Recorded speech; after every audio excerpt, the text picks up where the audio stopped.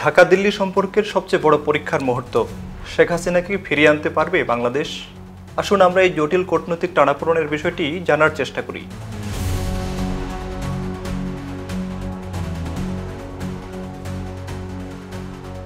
সোমবার রায়ের পর থেকেই বাংলাদেশের রাজনৈতিক অঙ্গন উত্তপ্ত।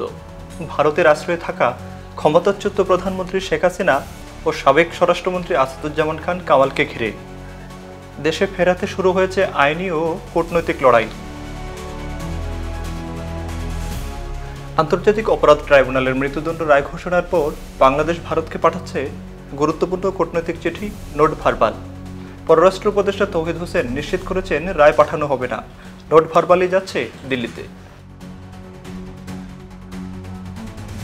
একই সঙ্গে ইন্টারপোলের জন্য প্রস্তুত করা হচ্ছে রেড নোটিশ। আগের গ্রেপ্তারি পরোয়ানার বদলে পাঠানো হবে কনভিকশন ওয়ারেন্ট। কিন্তু প্রশ্ন একটাই, ভারত কি তাদের দীর্ঘদিনের মিত্রকে মৃত্যুর মুখে ঠেলে দেবে?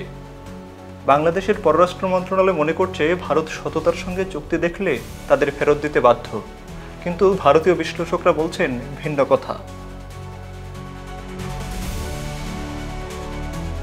আল জাজিরায় শ্রী রাধা দত্ত বলেন, শেখ হাসিনার বিরুদ্ধে আদালতের সিদ্ধান্ত প্রত্যাশিত ছিল, তবে ভারত কখনোই তাকে প্রত্যর্পণ করবে বলে মনে হচ্ছে না।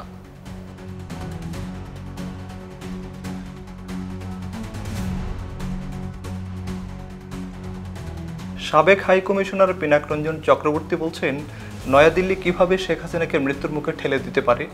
তিনি তার মেয়াদে ভারতের প্রতি বন্ধুসুলভ মনোভাব দেখিয়েছেন। এই চরম উত্তেজনার মধ্যেই ঘটেছে আরেকটি রহস্যময় ঘটনা। জাতীয় নিরাপত্তা উপদেষ্টা ডক্টর খলিলুর রহমান নির্ধারিত সময়ের একদিন আগেই দিল্লি গেলেন।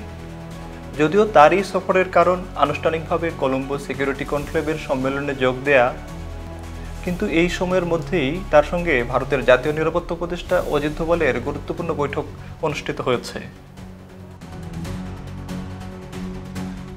ধারণা করা হচ্ছে যে দুই দেশের সম্পর্কের সবথেকে বড় কাঁটা এখন এই প্রত্যর্পণ ইস্যু। তবে কি পর্দার আড়ালে চলছে কোনো গোপন দর কষাকষি?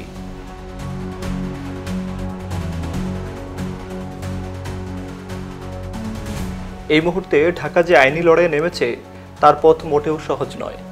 মনে রাখতে হবে, আন্তর্জাতিক অপরাধ ট্রাইব্যুনালের রায়ে গত 14 বছরে 155 জনের সাজা হয়েছে, যার মধ্যে 62 জনই পলাতক।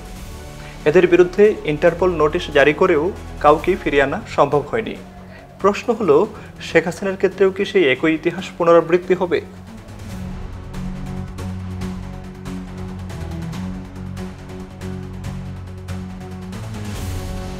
ভারত এখন কোন পথে?